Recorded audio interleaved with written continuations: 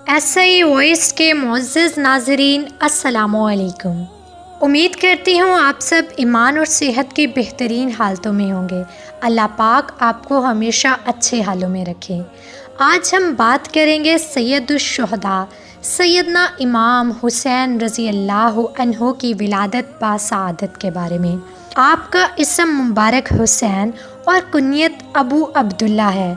लक़ब ज़की, शहीद अकबर, तैयब और सबत हैं।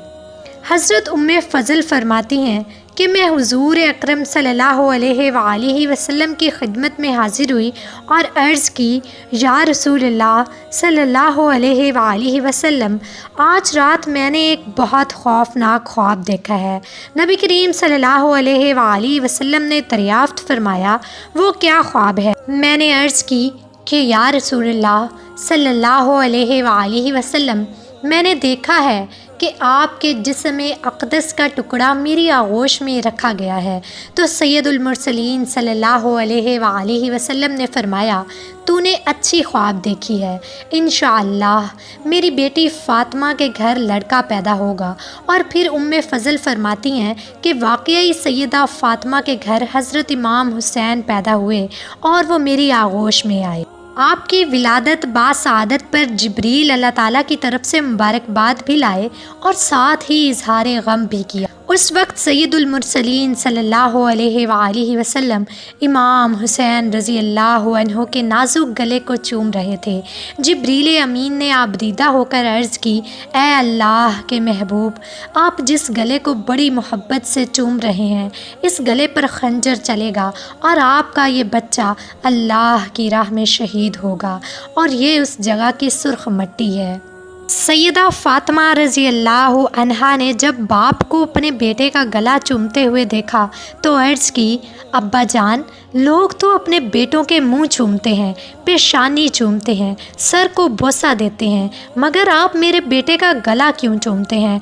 तो सैयदुल मुरसलीन सल्लल्लाहु अलैहि वसल्लम की आंखों से आंसू जारी हो गए और फरमाया, बेटी, इस गले पर खंजर चलेगा और आपका ये बच्चा अल्लाह की राह में शहीद होगा।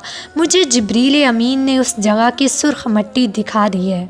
कमली वाले ने हज़रत हुसैन रज़ी अल्लाह अन्हो के कानों में अज़ान कही और साथ ही फरमाया, बेटा हुसैन, ये तेरे नाना मुस्तफ़ा की आवाज़ है, इसकी लाज रखना। इमाम हुसैन ने आँख खोली और नाना पाक की तरफ देखा और फिर निगाहों में ही जवाब दिया कि नाना जान, आप फ़िक्र ना करें, अगर आवाज़ आपकी है तो कान हुसैन के हैं। और लोग तो मस्जिद में कुरान पढ़ते हैं, मिंबरों पर कुरान पढ़ते हैं, मुसल्लों पर कुरान पढ़ते हैं, मगर नाना जान, अगर वक्त आया तो मैं नेज़े पर भी कुरान पढ़ के सुनाऊंगा। जब तक दुनिया कायम रहेगी, इमाम हुसैन का नाम ज़िंदा रहेगा। सजदा फ़र्श वाले भी करते हैं और अर्श वाले भी, ज़मीन वाले भी करते हैं और आसमान वाले भी, जन्नत की हूरें भी करती हैं और बहशत के गुलमा भी। ज़मीन से लेकर आसमान तक और फ़र्श से लेकर अर्श तक कायनात का ज़र्रा ज़र्रा अल्लाह की हम्द व सना में हर वक्त मशगूल रहता है। मगर अर्श अज़ीम के साए में सजदा करना आसान है। जन्नत की पुरकैफ फ़िज़ाओं में हम्द व सना करना मुश्किल नहीं। मस्जिद के हुजरे में अल्लाह की हम्द करना आसान है, लेकिन बेटे की लाश पर घोड़े दौड़ते देखकर, मासूम असगर के गले पर तीर पैवस्त होता देखकर, अब्बास के बाजू कलम होते देखकर, ओनो मोहम्मद की लाशें तड़पती देखकर और फिर अपने जिस्म पर सैकड़ों ज़ख्म खाने के बाद मैदान करबला की तपती हुई रेत पर बारगाहे इलाही में सजदा करना हुसैन का ही काम है। 4 सिफ़ात ऐसी हैं कि अगर वो किसी मर्द मोमिन में पैदा हो जाएं तो फिर वो खुदा और रसूल नहीं, बाकी सब कुछ होता है।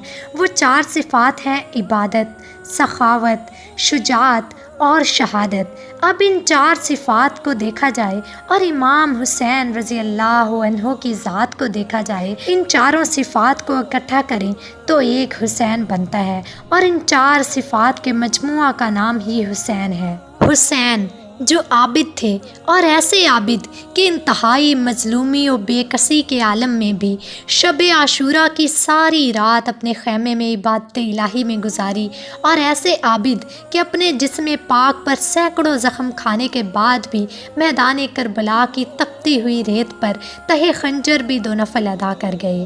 حسین وہ بہادر تھے، اور ایسے بہادر کہ بے سر و سامان ہونے اور 3 دن کے بھوکے اور پیاسے ہونے کے باوجود بھی 20,000 دشمنوں کے مقابلے میں صبح سے لے کر ظہر تک ڈٹے رہے، اور ایسے بہادر کہ جن پر تیروں کا می برسا دیا گیا، برچھیوں کے بادل چھائے اور تلواروں کے طوفان اٹھے، مگر آپ کے پاؤں میں ذرا بھر بھی لغزش نہ آئی، اور آخری دم تک ثابت قدم رہے۔ حسین سخی تھے، اور ایسے سخی تھے کہ دشت کربلا میں اللہ کی راہ میں اپنے جوان بیٹے اکبر کو قربان کیا، اپنے معصوم اصغر کو اپنی جھولی میں دم توڑتے دیکھا، اپنے بھائی کی امانت قاسم کے سر کو پامال کروایا، اپنی بہن کے جگر گوشوں اون و محمد کی لاشوں کو خون میں تڑپتے دیکھا، اپنے بھائی عباس کے بازو قلم کروائے، اور پھر سب سے آخر میں اپنے بیمار بیٹے عابد اور اپنی لاڈلی بیٹی سکینہ کو اور اپنی پیاری بہن زینب کو بے سہارا چھوڑ کر اپنی جان کی بھی سخاوت کر دی۔ پھر شہادت کے لفظی معنی پر غور کیا جائے تو مظلوم کربلا کی عظیم شخصیت اور بھی نکھر جاتی ہے، اور آپ کی شہادت قرآن پاک کی آیت کی روشن دلیل بن کر سامنے آتی ہے کہ شہید زندہ ہیں، اور شہید کی جو موت ہے وہ قوم کی حیات ہے۔ امام عالی مقام نے اپنا خون دے کر دین و اسلام اور حق و صداقت کے جس پودے کی آبیاری کی، وہ پودا آج بھی ہرا بھرا ہے اور قیامت تک رہے گا۔ جب تک دنیا قائم ہے، امام حسین کا نام زندہ رہے گا۔